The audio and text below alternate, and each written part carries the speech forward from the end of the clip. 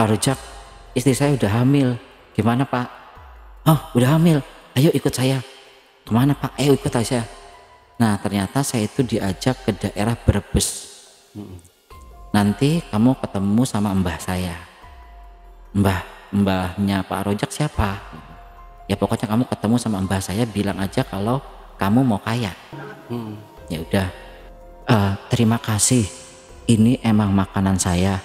Nanti setelah ini saya makan, kamu pulang akan dikasih sama mbah berupa kotak. Ambil kotaknya, ini makananku, ini makanan saya. Boleh saya makan sesuai dengan apa yang dikatakan mbah? Iya iya aja ya saya. Dengan menjawab iya. Lalu yang terjadi adalah kaki istri saya itu dibengkek gitu Pak, dibengkek gitu, lalu lidahnya itu menjulur. Nah keluarlah darah. Keluar darah itu yang saya lihat adalah janin anak saya yang pertama.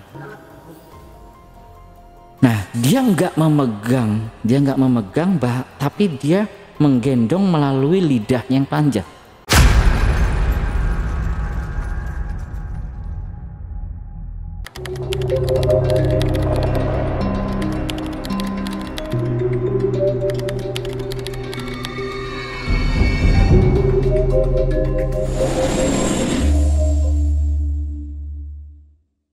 Assalamualaikum warahmatullahi wabarakatuh. Jumpa lagi dengan saya, Ale Jejak Backpacker. Tentunya dalam obrolan misteri Jejak Backpacker kali ini, saya telah kehadiran seorang narasumber yang pernah mengalami kejadian mistis. Tapi sebelum kita sapa narasumbernya, saya mau menginformasikan bahwa Jejak Backpacker sekarang sudah ada di Spotify. Jangan lupa follow dan aktifkan tanda lonceng.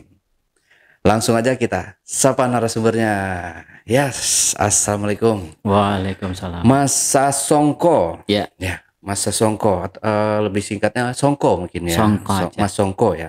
Oke, Mas Songko, terima kasih nih udah hadir di studio Jejak Backpacker ya. Kalau boleh tahu Mas Songko ini dari mana? Iya, kalau saya ini dari Pekalongan aslinya. Tapi tinggal di Jakarta itu udah kurang lebih 20 tahunan. Oke, udah cukup lama ya. Cukup lama. Oke, jadi Mas Songko ini mau menceritakan apa nih kalau boleh tahu? Boleh di-spill sedikit dulu aja ke penonton di rumah. Ya, kalau untuk malam ini saya mau menceritakan cerita pengalaman saya ini mengenai pesugihan. Tapi pesugihan ini benar-benar sakral, yaitu pesugihan janin yang nantinya menumbalkan itu janin-janin orang yang akan saya ritualkan kepada iblis. Gila. Oke, disimpan dulu Mas Songko ya, ceritanya kita lanjut setelah ini. Tapi sebelum Sasongko menceritakan pengalaman mistisnya lebih lanjut lagi, saksikan setelah OMG yang satu ini. Kopi Liong Bulan, nuansa legendaris di mana keunikan rasa dan aroma mengalir dari setiap biji kopi pilihan. Keistimewaan yang dipersembahkan bagi mereka yang menghargai cita rasa terbaik. Gurih dan aroma asli yang khas dibuat dengan sempurna.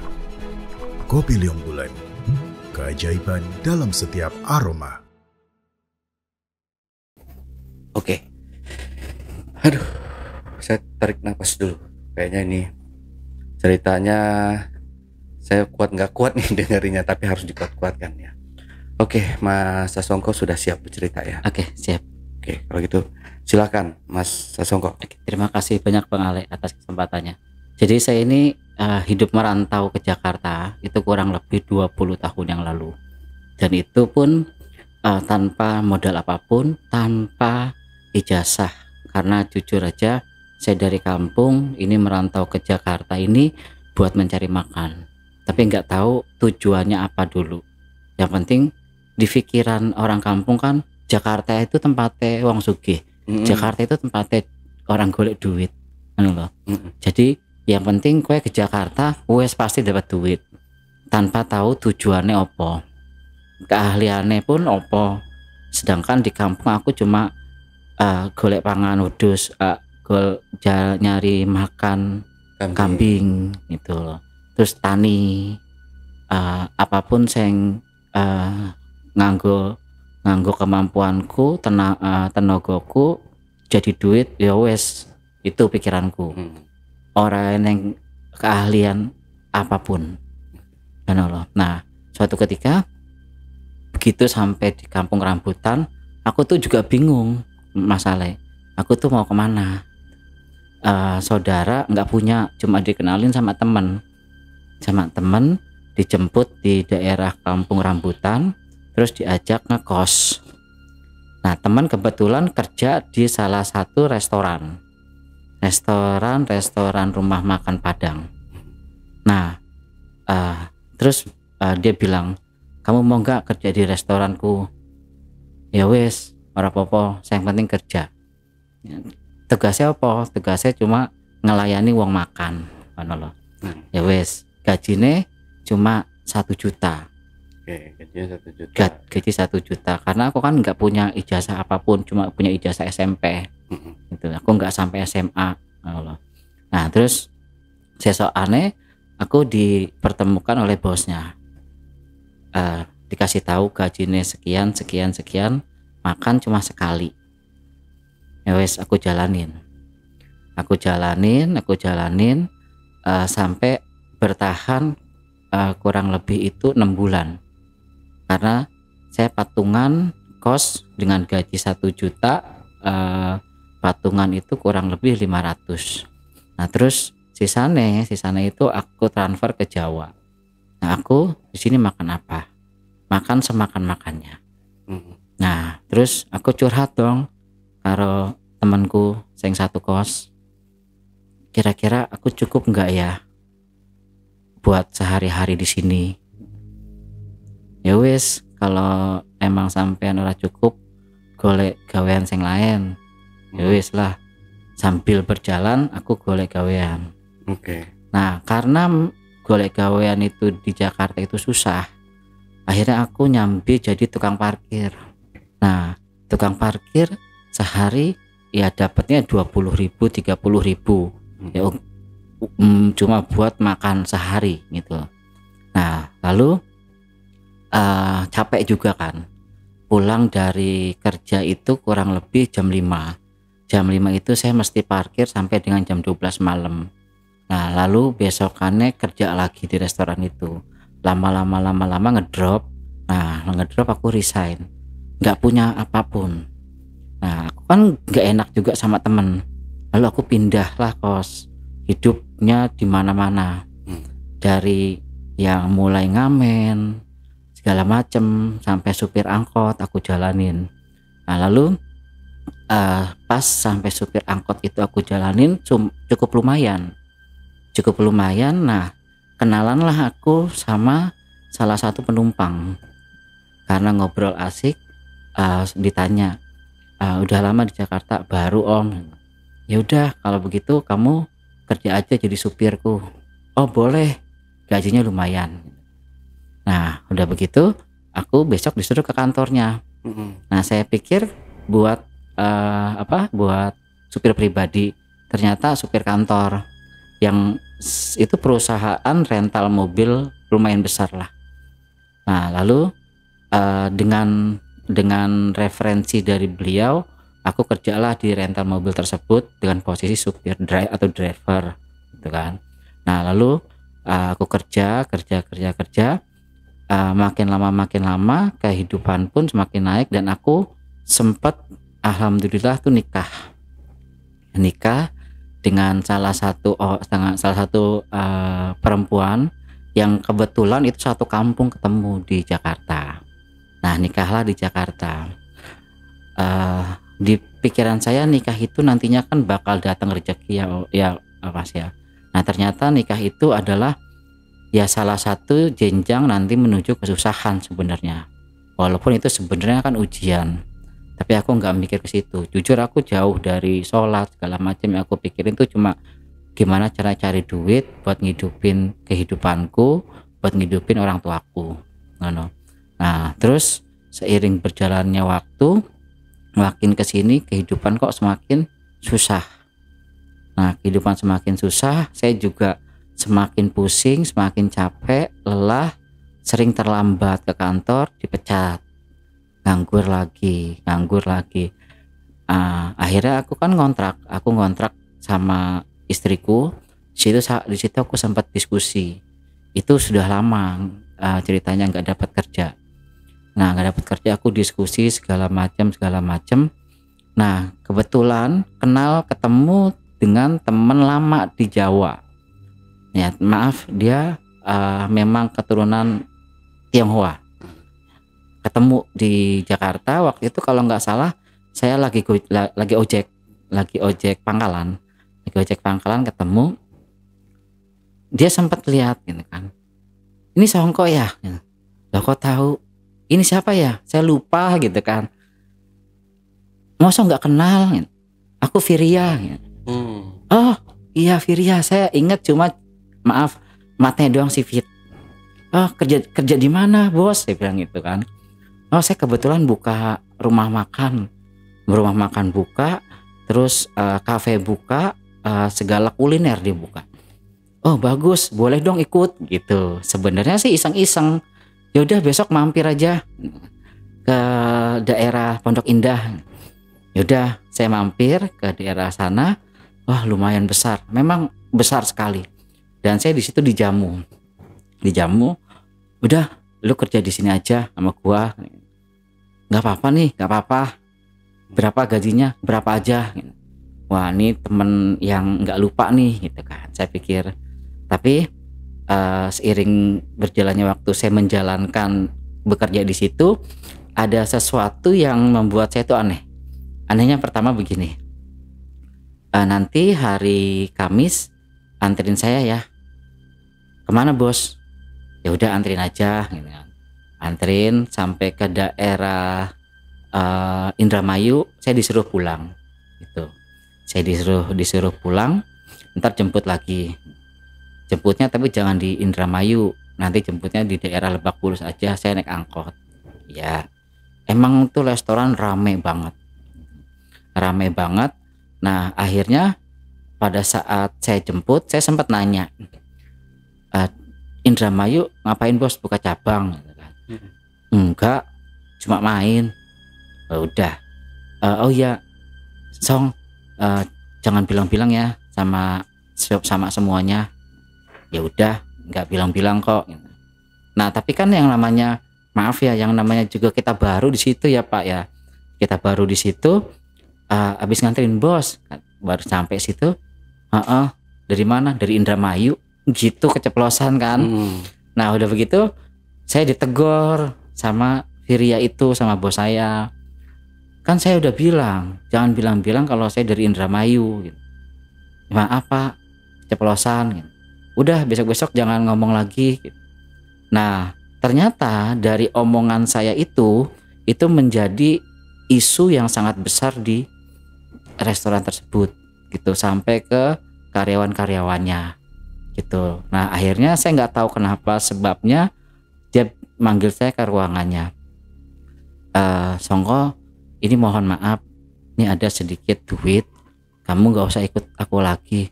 Loh emang kenapa bos, salah saya apa? Enggak salah apa-apa. Nah akhirnya mau nggak mau kan saya terima itu duit. Jujur memang duitnya lumayan buat saya bertahan hidup selama 3 bulan lah, buat bayar kontrakan. Saya bilang ke istri kalau saya dipecat sama Viria. Loh kok bisa dipecat? Saya ceritain kronologisnya. Ya udahlah, mungkin belum rezeki. Nah akhirnya saya kembali lagi ke dunia ojek. Makin lama ojek kan sepi. Udah begitu ditambah lagi adanya ojek online. Sedangkan saya kan nggak ngerti handphone, namanya dari kampung ya, nggak ngerti handphone. Terus udah gitu saya cuma ngojek setiap hari cuma dapat 5.000, 10.000. Sampai saya tuh sudah sama istri tuh stres. Gimana nanti kalau kita punya anak? Kalau cuma penghasilan segini, ya udah ya wes, ya sudah sabar aja. Ntar juga kalau emang udah waktunya punya anak. Nah lalu seminggu itu saya tuh Pak sempat nggak punya penghasilan satu rupiah pun, cuma mengandalkan dari sisa pesangon yang dikasih sama bos Virya itu. Nah alhasil gimana caranya saya biar dapat duit yang banyak. Nah akhirnya ada salah satu teman atau tukang ojek yang tahu mengenai dunia spiritual. Awalnya saya cuma diajak ngaji gitu kan, diajak ngaji, yuk ke pengajian yuk, ya ayo, saya mah diajak ayo gitu, diajak ayo. Tapi kok di pengajian itu kok ada satu jamaah yang menurut saya nih terlalu frontal. Nah udah gitu frontalnya dalam artian setiap ada ceramah dia nggak pernah ngedengerin. Nah mungkin dia tahu kalau saya lagi kesusahan ya, dia deketin saya. Kamu lagi butuh duit ya? Oh banget, saya bilang itu. Banget Pak. Emang kamu kerja apa? Ojek. Cuma kan sekarang tahu sendiri ojek gimana. Ya udah, kalau emang kamu mau duit cepet, kamu ikut saya mau gak? Kerja apa? Nggak kerja. Kamu cuma duduk diem, nanti duit ada numpuk di rumah. Loh, caranya gampang, asal kamu sama istri mau. Jadi saya ngelakuin sama istri. Ya, ngapain dulu? Jual melon saya pikir jual buah gitu kan. Jadi itu melon itu adalah istilah jual janin gitu loh. Oke. Nah saya pertama nggak ngerti melon itu, saya pikir jual buah, jual melon di pasar. Baru dia jelasin melon itu istilah orang hamil gitu kan. Nah terus saya suruh ngapain? Kamu hamil istri kamu, nanti janinnya itu nanti kita jual, namanya jual janin. Jual janin kemana? Ada tempatnya. Nah lalu saya diskusi sama istri saya dong, sedangkan sampai dengan sekarang pun istri saya belum hamil. Ya udah kamu hamil aja dulu. Ya udah saya berusaha keras buat hamil sama istri. Tapi saya bilang Om ke istri, kalau ini ada yang nawarin jual janin. Awalnya istri nggak rela karena yang namanya anak ya. Saya pun pribadi pun juga nggak mau sebenarnya anak ini saya jual. Tapi saya belum tahu itu kan jual, saya pikir jual ke orang. Nah ternyata itu kan jualnya kan jual ke dukun gitu. Nah terus udah begitu saya bahkan saya dimodalin buat dia hamil, ada vitamin hamil apa segala macam. Nah udah begitu istri saya hamil, saya bilang namanya Pak Rojak. Pak Rojak, istri saya udah hamil, gimana Pak? Oh udah hamil, ayo ikut saya. Kemana Pak? Ayo ikut aja. Nah ternyata saya itu diajak ke daerah Brebes. Nah sedangkan Brebes itu kan saya nggak tahu wilayahnya. Nah Brebes ternyata diajaklah ke suatu padepokan, bukan padepokan, kayak pendopo. Di situ dia bilang gini, nanti kamu ketemu sama mbah saya. Mbahnya Pak Rojak siapa gitu. Ya pokoknya kamu ketemu sama mbah saya, bilang aja kalau kamu mau kaya. Ya udah tuh sampai di Brebes, saya itu masuk ke daerah yang terpencil, itu pun masih naik ojek jauh ke pedalaman, dan letaknya pun nggak bertetanggaan dengan orang. Jadi di situ tuh ada tempat kayak pendopo itu 3. Yang satu pendopo itu tempatnya dia biasa ritual mungkin, yang 2 pendopo ini itu ada makam gitu. Nah saya ketemulah sama mbahnya dia. Pak Rojak kenalin, nih kenalin mbah saya. Ya udah mbah, saya Songko. Oh iya, keperluannya mau apa? Sesuai dengan instruksinya Pak Rojak, saya kan bilang mau kaya Pak. Saya bilang saya mau kaya Pak Rojak. Mau kaya, boleh, sudah dipersiapkan belum? Nah Pak Rojak yang jawab, sudah mbah. Usianya berapa? Nah, saya belum tahu pembicaraan Rojak dengan mbahnya. Usianya, usia apaan ya Pak? Usia kandungan. Baru 2 bulan. Oh, ya udah, ntar aja. Tunggu sampai ada saripatinya. Saya bertanya, saripati apa ya? Ternyata saripati itu adalah nyawa. Jadi kan usia kandungan kalau dia dikasih nyawa itu kan 4 bulan. 4 bulan atau 5 bulan gitu ya. Nah, jadi saya masih menunggu 4 atau 5 bulan. Saya sempat diskusi sama istri. Tunggu sampai 4 atau 5 bulan. Istri pun nggak tahu, saya pikir ini mau dijual bayinya. Bukan mau disuguhkan oleh pesugihan. Terus saya nanya ke Pak Rojak sampai di Jakarta. Pak Rojak, ini bayinya nanti diapain Pak Rojak? Bayinya nanti kita akan berikan sama siluman. Kok siluman? Maksudnya apa? Kamu tahu pesugihan kan? Pesugihan itu yang santai-santai itu bukan. Ya semacam itu, tapi ini kita memberikan sesuatu sama jin yang nanti imbalannya yang kamu mau adalah kekayaan. Gitu. Situ saya kaget baru. Nah, saya bilang ke istri, saya sampai nangis sama istri. Gimana caranya istri biarin mau? Karena apa? Karena kita juga butuh duit. Ya udahlah, kita butuh duit. 4 bulan, mudah-mudahan nanti setelah ini kita bisa punya duit banyak, kita bisa punya anak lagi, gitu loh. Di pikiran saya kan. Nah, beranjaklah kandungan itu di usia 4 bulan. Saya cek ke bidan, alhamdulillah itu anaknya tuh sehat. Anaknya sehat, saya diajak lagi ke sama Pak Rojak. Sudah 4 bulan, ya udah ayo kita ke rumah mbahku. Ya udah, kita ke rumah mbah.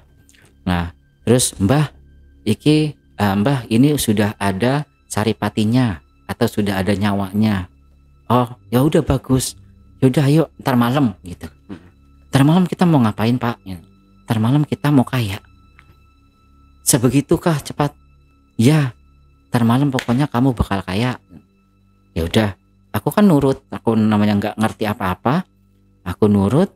Lalu istri diajak juga. Istri diajak, suruh milih. Mau pendopo ini ada 2 pendopo, pendopo kanan atau pendopo kiri. Kalau pendopo kanan itu instan. Maksudnya instan itu duitnya langsung nyata. Kalau pendopo kiri ini harus ada proses. Prosesnya itu nggak tahu kapan, nggak bisa dipastikan, tapi yang jelas pasti kaya. Tapi kan di kala itu saya sudah nggak punya duit apapun, saya kepengen yang instan. Nah, memang Pak Rojak menawarkan ini ke saya karena kasihan, jadi nggak ada mahar bisa dibilang. Nah, tapi penggantinya mahar adalah ya ikatan saya dengan jin itu. Nah, tibalah di satu malam tepatnya pukul 11-an, jadi jam 11 dia mempersiapkan di pendoponya dia itu sesajen kembang-kembang dupanya banyak sama biji buat apa sih, biji hewan. Oh, okay. Gitu ya. Nah, terus udah begitu wes bojomu, udah istrimu suruh ke sini. Istri saya disuruh tiduran, ada saya di sampingnya. Kamu di sini aja. Apapun yang terjadi, kamu jangan kemana-mana. Siapapun yang nantinya akan datang, kamu nggak usah takut. Karena kamu kan mau kaya. Nanti saya tungguin, saya lihat dari jauh. Memang dia lihat kira-kira jarak 200 meteran. 200 meter dia jalan. Lalu saya di situ 1 jam saya tungguin. Istri cuma tidur, cuma rebahan gitu, cuma rebahan, tapi sudah dikasih wewangi-wewangian, sudah dikasih kayak minyak-minyak segala macam. Perut kan sudah terbentuk kecil ya Pak.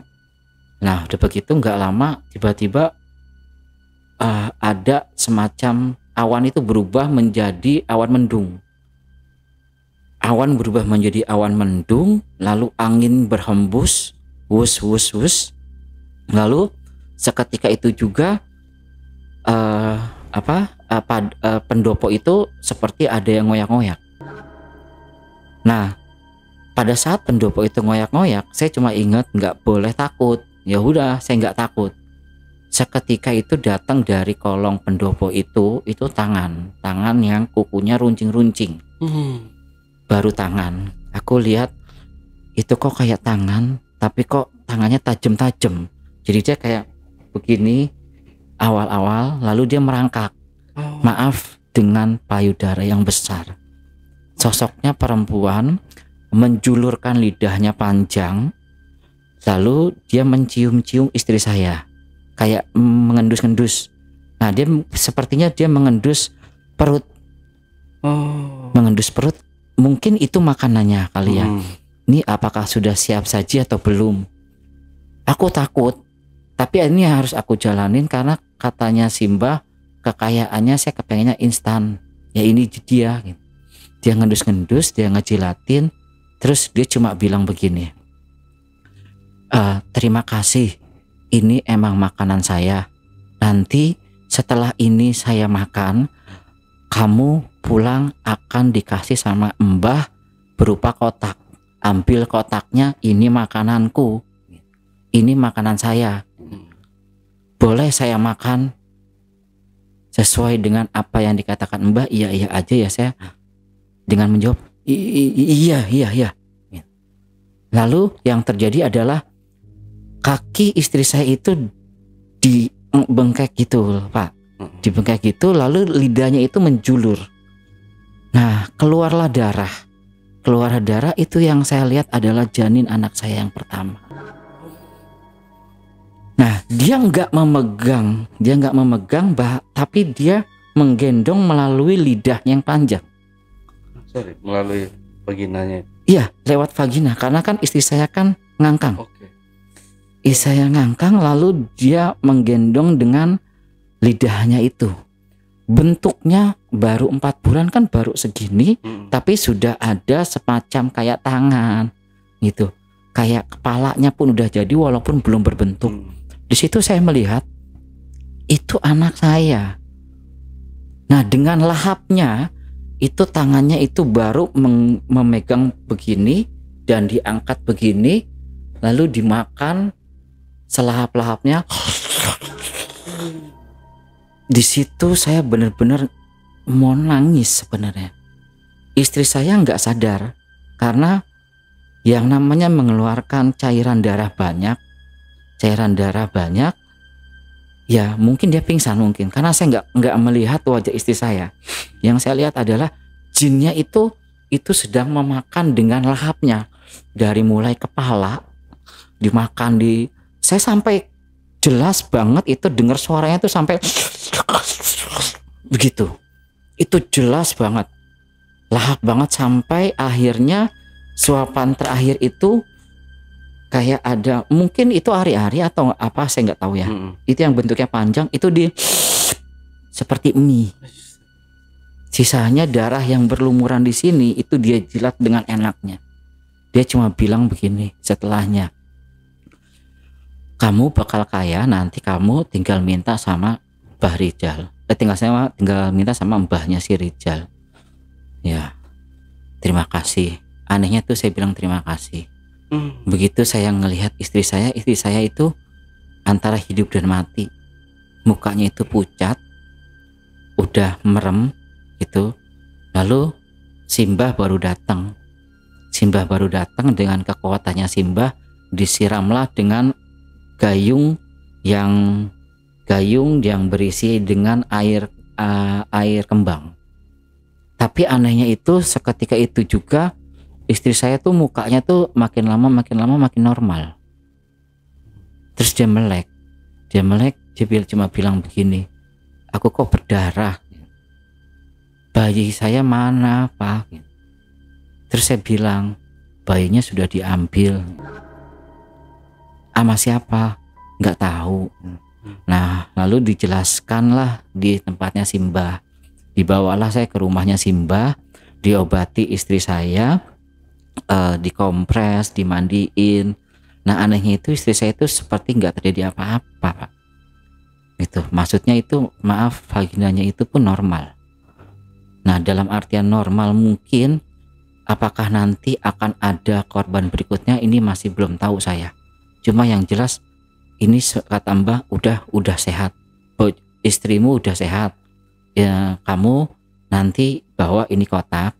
Kotaknya lumayan besar. Lumayan lah seperti kotak box itulah.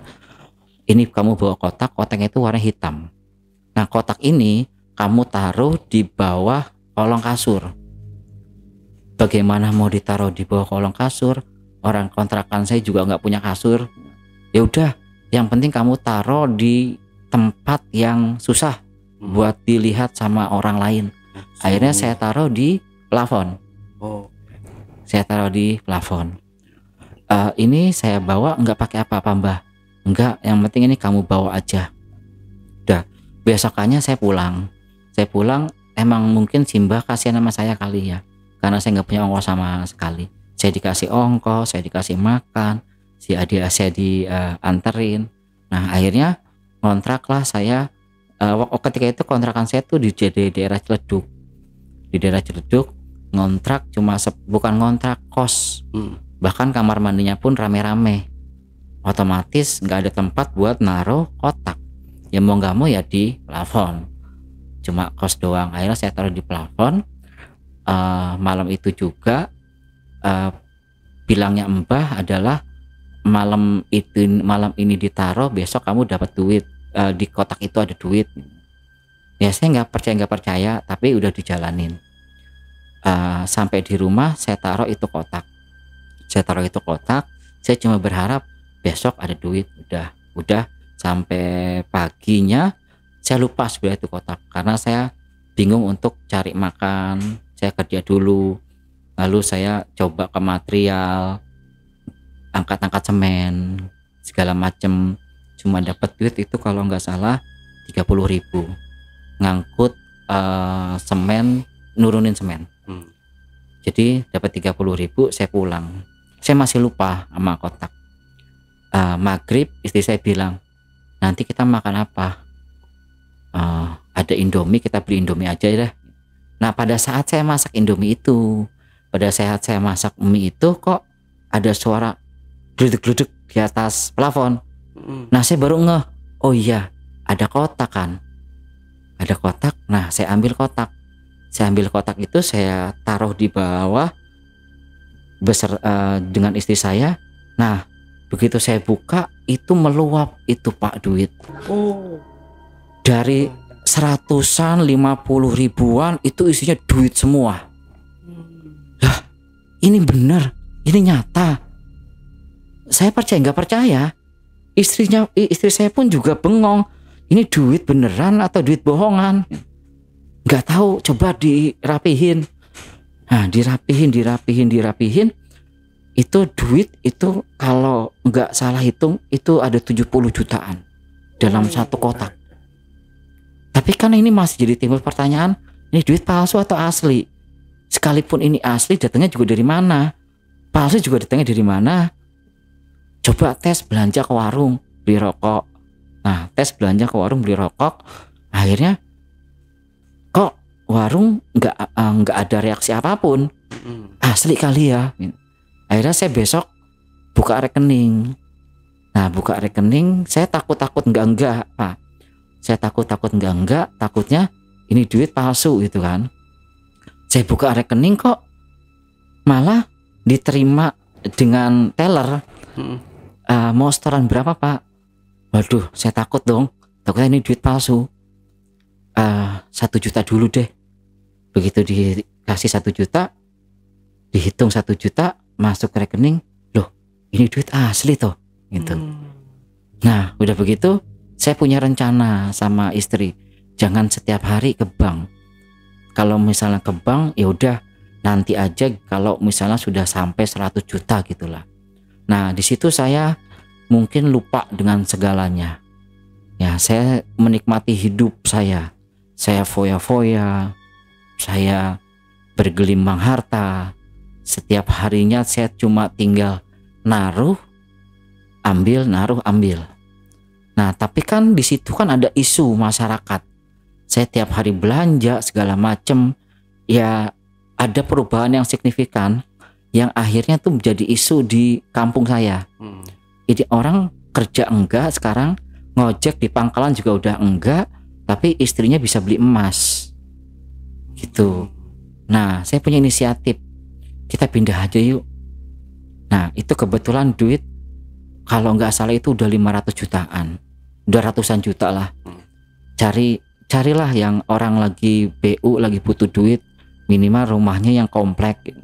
Nah, kebetulan ada di situ. Nah, itu harganya kira-kira 750 juta. Saya bayar cash, sebelah sertifikat apa segala macam berapa, saya nggak pakai mikir. Udah berapa biaya notaris bayar, berapa ganti nama bayar. Pokoknya itu hidup saya sempurna lah bisa dibilang. Nah, lalu lama kelamaan kok istri saya kok mulai sakit gitu. Istri saya mulai sakit. Nah, saya kembali ke ini terakhir saya kan 3 bulan atau 4 bulan yang lalu ya Pak. Nah, kok istri saya kok sakit-sakitan perutnya ya. Nah, udah begitu, oh iya, kemarin Mbak ngasih tahu enggak untuk perjanjian? Enggak, saya cuma disuruh bawa kotak. Ya udah, kita balik lagi dah. Nah, ketika itu saya sudah punya mobil. Ya udah punya mobil, saya balik ke Brebes, saya ngomong ke Mbah. Nah, ketika itu Mbah sempat menyampaikan memang, tapi mungkin sayanya yang enggak ngeh. Jadi nanti tiap 4 bulan kamu kesini. Nah, kebetulan ini mau menjelang 4 bulan, pantesan istri saya sakit-sakitan gitu. Nah, 4 bulan itu kamu harus kesini. Nah, dengan mengorbankan minimal itu janin yang berusia 3 atau 4 minggu nggak apa-apa. Karena apa? Karena di pertama itu sudah ada nyawanya. Jadi yang kedua itu bebas. Loh, ini jadi berjalan terus toh, Mbah. Lah terus sampai kapan, Mbah? Ya kamu nanti ngomong sendiri sama jinnya sampai kapan?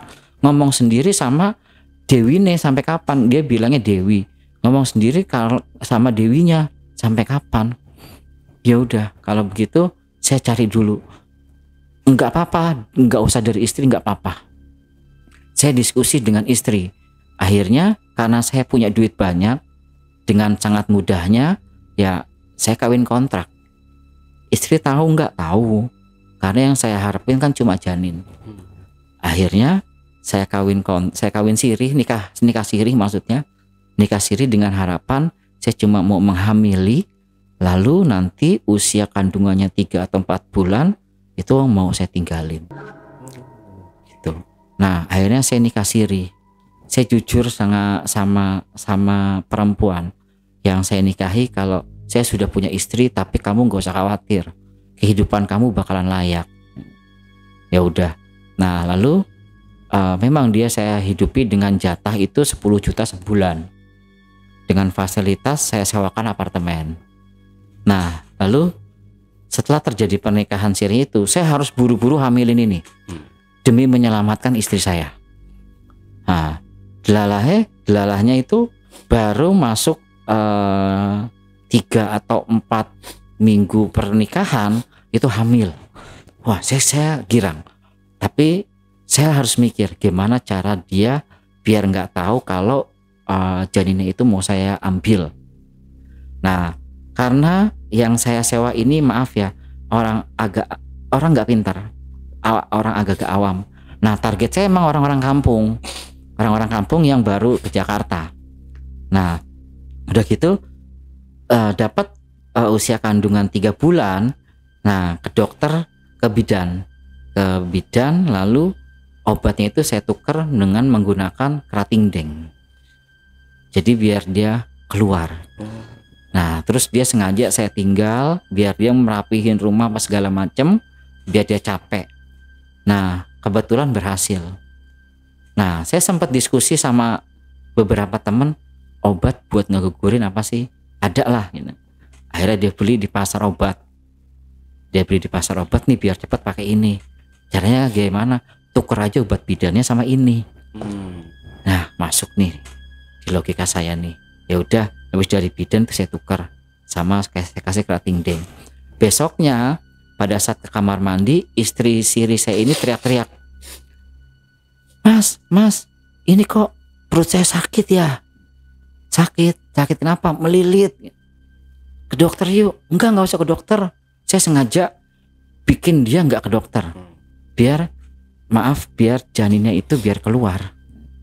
Jadi kalau usia kandungan itu baru 4 atau 5 minggu atau belum ada sebulan, kan masih gumpalan darah ya, masih gumpalan darah. Nah akhirnya pada saat dia merintih kesakitan di kamar mandi itu saya diemin, tahan nih, coba minum obatnya dari bidan. Padahal yang saya kasih itu bukan obat dari bidan, yang saya kasih itu adalah obat buat ngegugurin lagi. Makin kenceng keluarlah darah semuanya, sudah kamu ke kamar biar saya ngerapihin. Nah sebenarnya saya nggak ngerapihin, tapi saya mengambil sisa-sisa daripada janin tersebut yang berbentuknya itu masih kayak ati kambing gitu ya, kan bentuknya kan masih begitu, masih merah. Saya ambil, saya kantongin, saya plastikin.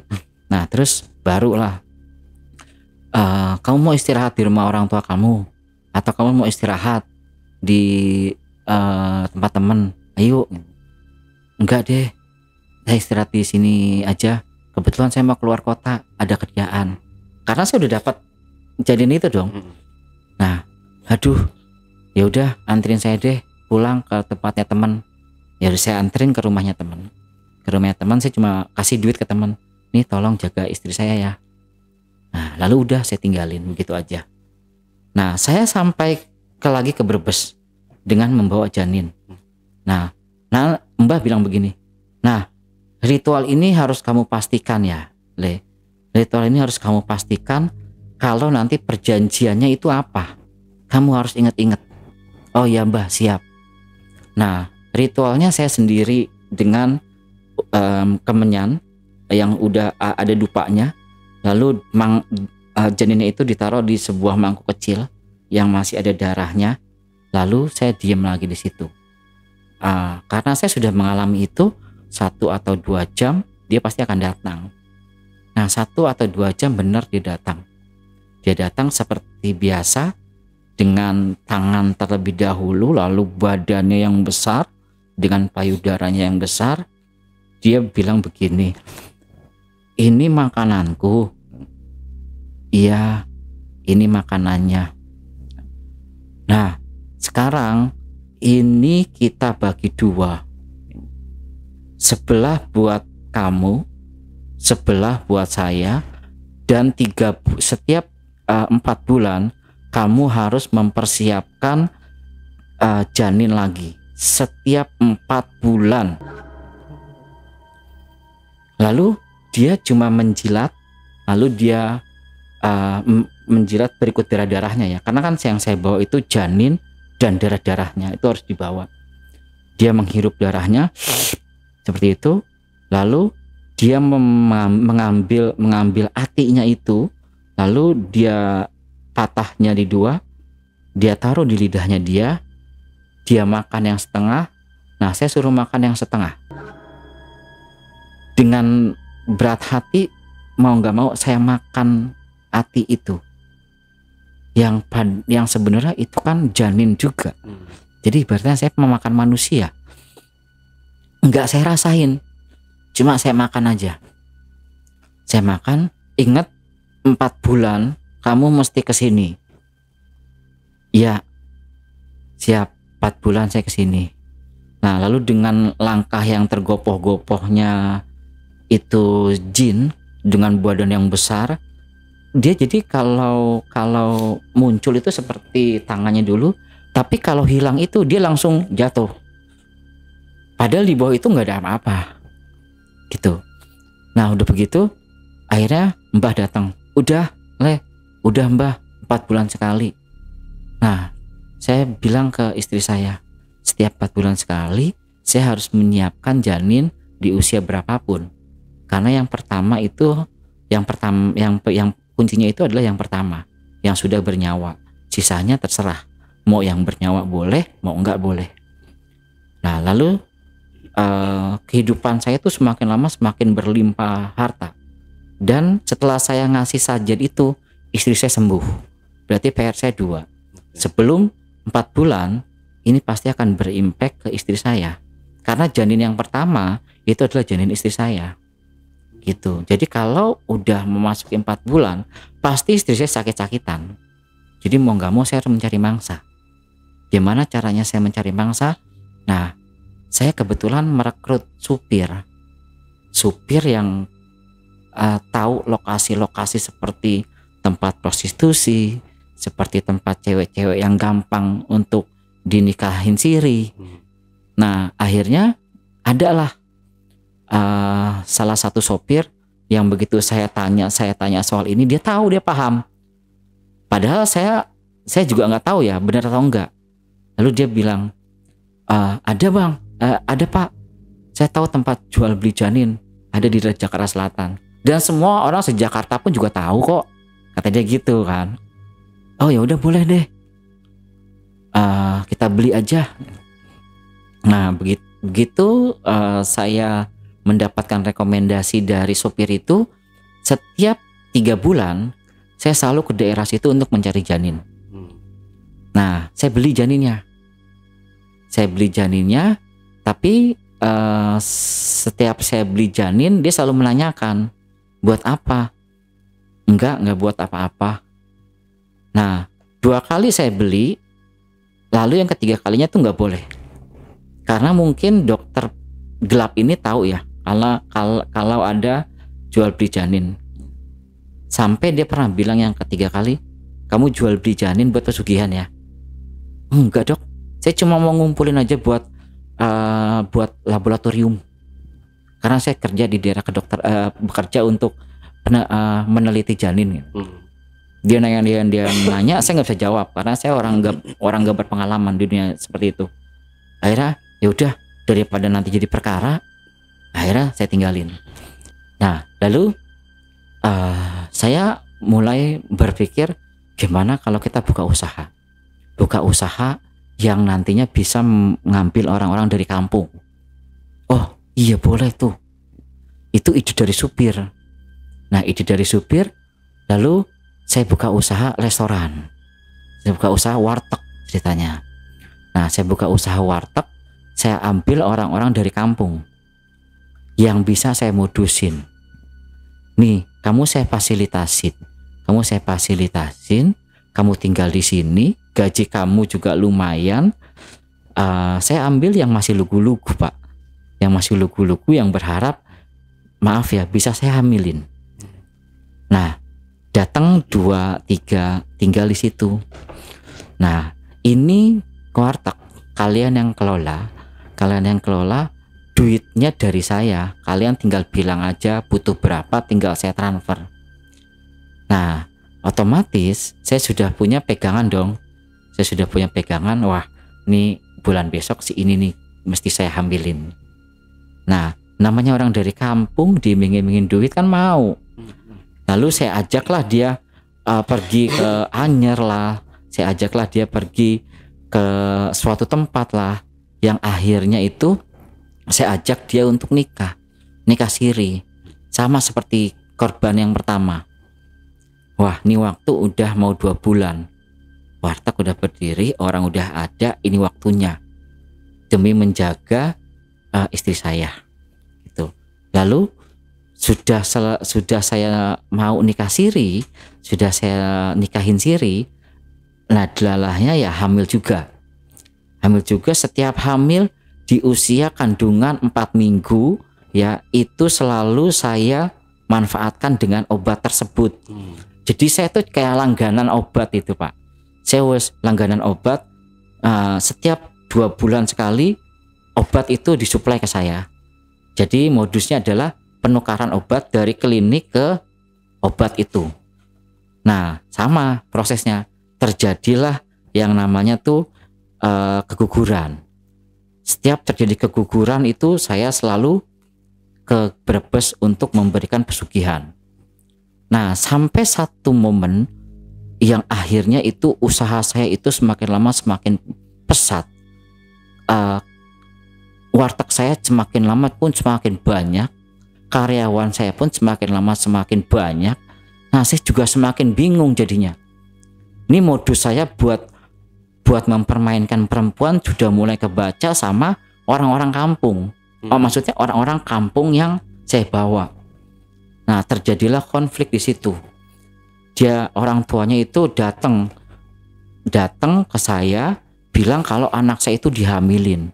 Rame lah akhirnya di situ. Nah, di situ barulah warga-warga tuh mulai mempertanyakan, ini wartegnya enggak begitu rame, tapi kok bisa menggaji karyawannya kok gede.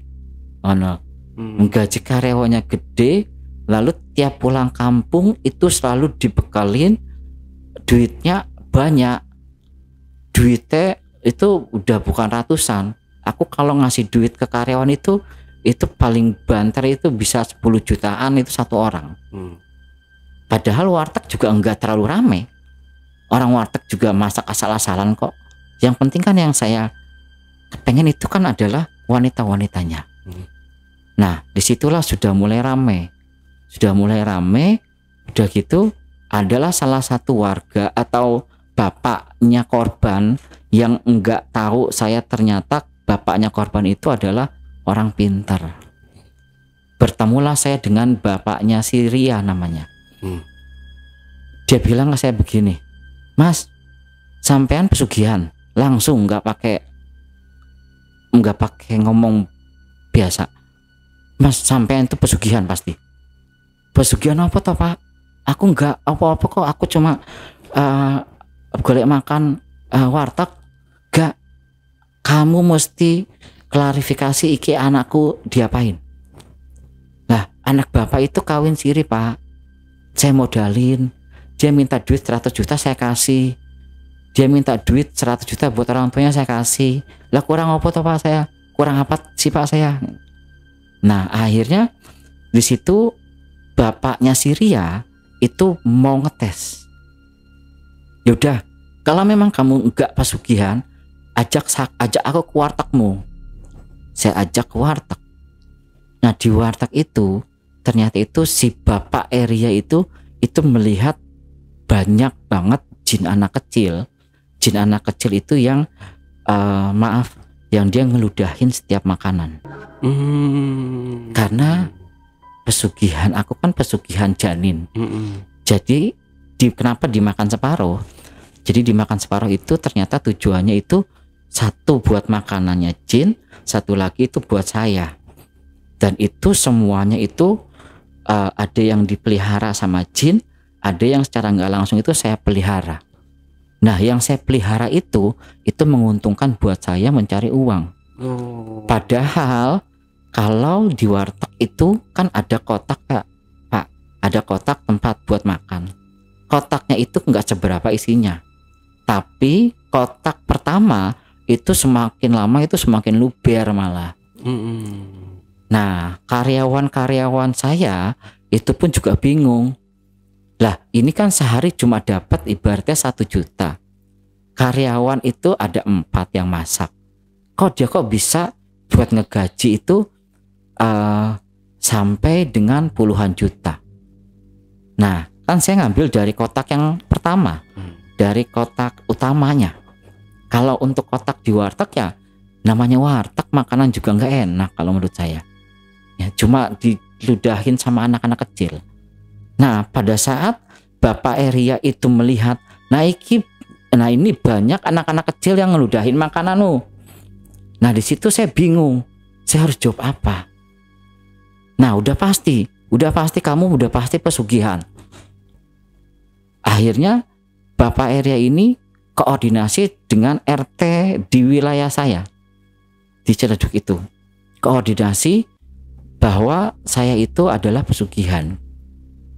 Nah, saya awalnya mengelak, lalu Bapak Ria ini bilang ke saya gini, kalau kamu emang berani membuktikan kalau kamu itu bukan pesugihan, kamu ikut majelis, kamu ikut kamu saya doakan, lalu kamu saya ruqyah, mau nggak? Awalnya saya nolak, istri saya pun menolak. Nah, dia bilang gini, gimana kalau kita geledah rumahnya? Loh, geledah rumah itu harus ada persetujuan dari polisi, Pak. Saya bilang gitu. Nggak sembarangan. Loh, ini kan wilayah saya, kata Pak RT. Atas perintah saya juga nggak apa-apa. Nah, itu warga udah rame, saya udah nggak bisa apa-apa. Akhirnya warga itu masuk ke rumah saya. Nah, karena saya kan sudah punya rumah kan udah lumayan. Saya juga udah punya kamar yang khusus untuk saya taruh kotak utama. Nah, disitulah baru ketahuan bahwasanya begitu pintu utama itu dibuka, itu uang itu udah bukan satu kotak lagi, Pak, tapi udah sekamar. Karena kan saya kan memberi makan jin itu kan setiap 3 bulan sekali. Memberi makan itu setiap 3 bulan sekali. Lalu duit itu banyak, udah sekamar, duit itu geletakan di lantai. Nah, ini buktinya, kamu itu wajib diruqyah, gitu kan. Kamu itu harus bertobat. Nah, di situ sebenarnya saya awalnya masih belum mau, karena saya masih suka dengan harta. Nah, lalu saya melihat istri saya itu, saya baru di situ mulai terenyuh ketika melihat istri saya dihakimi sama warga, dibodoh-bodohi. Kamu bodoh, mau aja ikut suami pesugihan, kamu nggak kasihan sama anak kamu segala macem.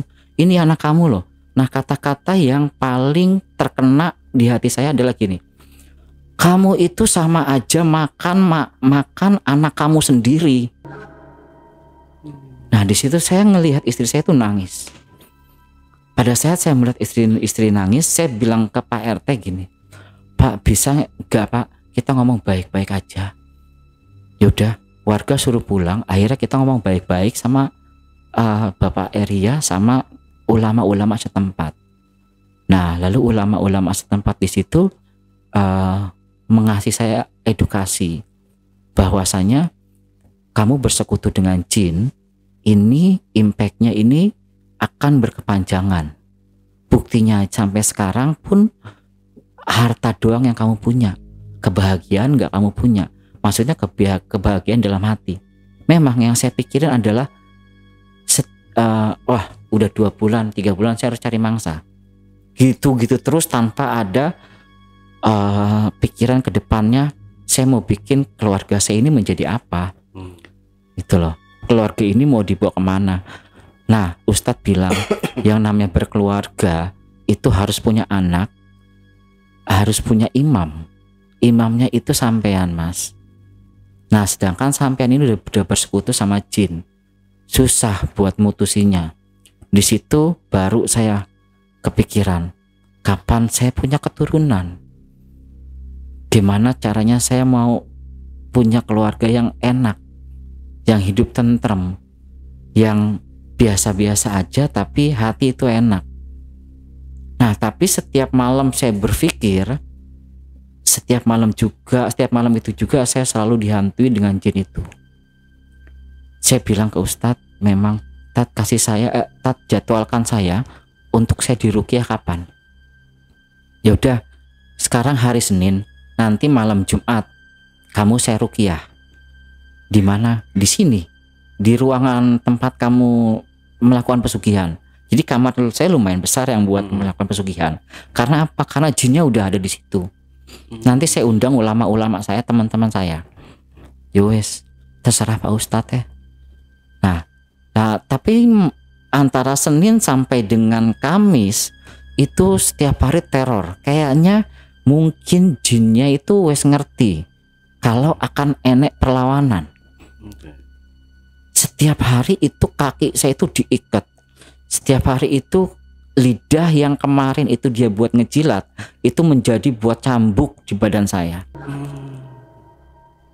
Dia bilang begini, mau ngelawan aku, anakmu atau istrimu sing mati. mau ngelawan saya itu anak kamu atau istri kamu yang mati. Di situ saya pasrah. Karena apa? Karena saya berpikir, ya wes, ini harus saya akhiri. Biar gimana pun saya ingin menjadi sosok imam. Karena saya pada saat itu saya dijelaskan mengenai silsilah keluarga yang harmonis, dan saya dikasih tahu nanti kamu akan berkumpul di surga. Kalau misalnya anak-anakmu yang udah kamu korbankan itu ada di surga, kamu di neraka, apa jadinya? Dan itu setiap malam itu saya bukan cuma jin itu yang datang, tapi banyak banget anak kecil itu yang menyeret-nyeret kaki saya, yang mengatakan, Bapak jahat, Bapak kurang ajar, Bapak sadis. Nah itu sebenarnya itu janin-janin yang harusnya menjadi anak. Dari mulai mata saya dicolok, diajakin main, dicolok, Bapak jahat, saya dipukul, Bapak kurang ajar, Bapak sialan. Nah itu antara hari Senin sampai dengan hari Kamis. Karena kan nanti hari Kamis saya baru mau diruqyahnya. Nah setelah hari Kamis itu tepatnya setelah Ba'da Isya baru datang rombongan. Nah Kiai itu bilang begini, Mas, kenapa badannya pada merah-merah? Emang ketika itu badan saya merah-merah. Badan saya merah-merah, leher saya itu bekas habis dicekik. Kiai itu cuma bilang gini, untung orang mati. Untung gak mati. Habis berantem pasti setannya ke sini, udah pasti. Iya Tat. Nah saya gimana? Ya wes, sekarang gini, kamu mau punya anak enggak? Mau. Yakin kamu bertaubat. Ya, yang pertama dilakukan adalah sholat taubat berjamaah. Lalu habis sholat taubat, sholat hajat. Habis sholat hajat saya ditidurin di situ beserta istri saya diruqyah. Nah, yang terjadi adalah pada saat saya diruqyah itu saya merasa perut saya itu melilit seperti orang dicengkram. Nah, bukan cuma saya yang melihat. Jadi pada saat perut saya melilit itu, saya melihat sosok jin itu menjadi jauh lebih banyak. Jadi dia seolah-olah membawa pasukan. Nah pasukannya itu pasukan kerdil itu Pak. Jadi ya mungkin itu pasukan kerdil itu pasukan janin mungkin. Saya nggak tahu. Karena ada kiai bilang gini, kalau kamu itu pesugihan janin, maka janin itu nantinya akan dipelihara oleh ibunya itu. Nah ibunya itu ya jin itu di alam sana. Nah pada saat saya diruqyah itu sosok jin dengan payudara yang besar itu datang dan menginjak-injak saya. Nah anak-anak yang kerdil-kerdil itu tuh nusuk-nusuk perut saya, mukul-mukul perut saya. Nah ada ustadz yang langsung dia tahu, mungkin dia bisa melihat. Yang langsung dia melihat atau tahu seperti itu, dia langsung memegang perut saya dan langsung mengusir jin itu. Tapi maaf, ustadznya itu pun mental. Nah alhasil ustadz itu berhasil mengusir jin tersebut. Nah saya pikir itu sudah selesai. Ya saya pikir itu sudah selesai karena ritual itu ruqyah itu sudah selesai. Nah jadi saya menjalani hidup kembali normal. Nah saya menjalani hidup kembali normal dengan apa adanya dan seada-adanya saya. Jadi artinya hanya satu warteg yang saya dalemin buat usaha saya beserta istri saya. Nah tapi kan di sisi lain saya juga kepengen punya keluarga. Nah saya pikir perjalanan itu sudah selesai. Jadi saya dan istri saya itu memantapkan diri buat kepengen punya keturunan. Nah alhamdulillahnya setelah berjalannya waktu, istri saya itu hamil 1 bulan, 2 bulan, 3 bulan, 4 bulan istri saya nggak merasakan sakit. Nah aman dong, istri saya nggak merasakan sakit, saya pikir aman. Nah setelah mencapai puncaknya di bulan ke-8 kehamilan, nah kita sempat USG dan ditetapkan nanti akan melahirkan di tanggal sekian. Nah pada saat ingin melahirkan itu dokter menyatakan bahwa istri saya nggak bisa untuk melahirkan secara normal. Jadi istri saya itu mau nggak mau itu harus disesar. Nah, pada saat disesar, disitulah keanehan terjadi. Sebelum keanehan terjadi, saya sudah memiliki feeling. Karena kan perjanjian itu cukup saya dan dukun yang tahu, dan juga jin itu yang tahu. Ustadz nggak saya kasih tahu. Ini antara istri atau anak saya yang mati. Nah, setelah prosesi sesar itu udah dimulai sama dokter, begitu diangkat bayi saya, nah itu ternyata bayi saya itu sudah dinyatakan meninggal. Meninggalnya ini maaf dengan kondisi yang enggak selayaknya itu manusia. Karena apa? Karena mungkin selama hidupnya tuh janin di rahim ibunya, saya yakin sekali itu pasti ada campur tangan dari si jin itu. Karena begitu diangkat, dokter menyatakan, maaf Pak, ini bayinya sudah meninggal. Tapi begitu saya meninggal, ini keanehan yang terjadi pada fisiknya, yaitu matanya mendelik dan lidahnya itu keluar menjulur. Nah, selayaknya bayi itu kan enggak menjulur lidahnya. Kalaupun dia mati pasti biru, menjulur, tapi lidahnya itu terbelah menjadi dua, sama seperti jin yang ada di situ. Gitu. Nah, di situ saya pastikan bahwa ini sepertinya perjanjian saya sudah selesai. Lalu datanglah pelayat, dan ya mau nggak mau dengan kondisi seperti ini, ya saya menyatakan ke Ustadz, memang pada saat itu ada perjanjian saya dengan Mbah bahwa kalau tidak anak yang mati maka istri yang mati. Tapi saya nggak tahu kalau anak saya ini selama di rahimnya ini ternyata itu dipelihara oleh jin tersebut. Jadi dipastikan anak saya ini meninggal yang nantinya ini pasti akan dipelihara oleh jin tersebut. Karena dari kulit pun sedikit menyerupai, lalu dari tangannya pun enggak selayaknya tangan bayi. Tangan yang sudah menumbuh kuku, sama seperti pada saat jin itu keluar dari pendopo itu. Gitu. Jadi di akhir cerita akhirnya saya mau nggak mau bertobat kepada Tuhan, dan saya mengatakan bahwasanya perjanjian ini sudah selesai Pak Kiai. Saya yakin sudah selesai. Karena kemarin memang perjanjiannya kalau tidak anak maka istri yang mati. Dan di hati kecil saya tuh mengatakan, saya nggak mau kehilangan istri. Nggak apa-apa saya kehilangan anak. Yang jelas perjanjian ini sudah selesai. Semua dosa biar saya yang nanggung nantinya. Di situ saya baru bertobat karena Ustadz menyarankan banyak-banyaklah bertobat. Karena biar gimana pun jin itu kita nggak akan pernah tahu kapan datangnya. Kekosongan di pikiran itu nggak akan pernah tahu siapa yang mengisi. Seperti itu ceritanya jadi Pak Ale. Berarti itu udah terputuskan dengan diakhiri si anak ini yang meninggal ya? Ya, anak saya meninggal dengan kesedihannya. Oke, ya ampun. Berarti selama menjalani pesugihan ini sudah berapa janin total semuanya? Total itu saya sempat hitung yang saya ingat itu ada 15. Karena 15. Kan saya menjalankan ini kan kurang lebih 4 tahun. Oh. Jadi kan itu udah banyak banget janin sebenarnya. Aduh. Itu, dan itu benar-benar penyesalan saya seumur hidup. Gitu, dan itu malunya saya itu adalah ketika ya pelayat itu kan mau nggak mau kan melihat janin. Tapi ya mesti gimana? Jadi mau nggak mau itu lidah itu dilipat oleh yang bungkus jenazah, dilipat dan ditutup. Biar apa? Biar cabang itu nggak kelihatan.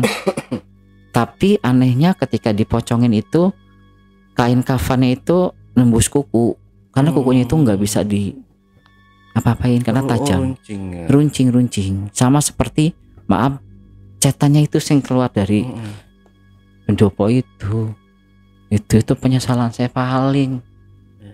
Memang penyesalan ya datangnya terlambat ya, Betul. Mas ya.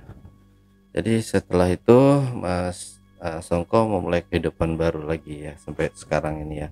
Dengan usahanya masih di warteg itu. Masih warteg dan saya nggak memakai apapun, saya hanya memakai resep yang sama seperti orang pada umumnya. Itu saya rasakan enak, kurang bumbu, nggak pakai yang macam-macam, hanya ikhtiar aja sama Tuhan.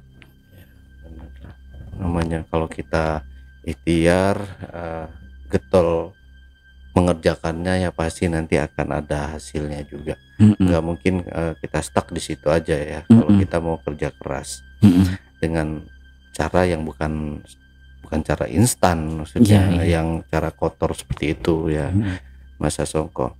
Ya mudah-mudahan Mas Songko nggak kembali lagi ke jalan seperti itu. Amin. Ya amit-amit ya, jangan sampai melakukan pesugihan lagi ya. Iya, amin. Ya. Enggak akan. Karena gimana pun juga namanya pesugihan segala macamnya itu kita telah menyekutukan Tuhan ya. Udah menyekutukan Tuhan, sudah bersekutu dengan iblis ya, dosanya kalau kita belum bertobat itu besar sekali. Betul. Oke, dari sini Mas Songko mungkin ada yang mau ditambahkan, silakan. Ya, yang mau saya sampaikan adalah bahwa manusia itu tempatnya kesalahan, bahwa pikiran kosong itu jangan sampai terisi oleh sesuatu yang negatif. Banyaklah berzikir, banyaklah istighfar, dan bekerja keras itu enggak ada sesuatu yang instan, karena kalau kita bikin mie instan itu kan habisnya cepat. Jadi kalau kita memiliki proses itu pasti hasilnya akan memuaskan buat kita. Jadi janganlah berpikiran kosong, teruslah istighfar, teruslah mendekatkan diri sama Tuhan. Itu sih yang ada di otak saya, Pak. Oke, Mas Songko, terima kasih buat waktunya. Ya ini jadi pelajaran semua buat untuk kita semua lah ya, gitu ya. Oke, JPKers, itulah tadi obrolan misteri jejak backpacker bersama narasumber kita Songko.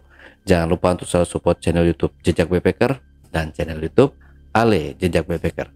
Buat teman-teman juga yang ingin berbagi cerita di channel YouTube Jejak Backpacker, teman-teman dapat menghubungi admin melalui nomor WhatsApp di 0858 47683 atau teman-teman juga cukup mengirimkan cerita kalian melalui email di admin@jejakbackpacker.id.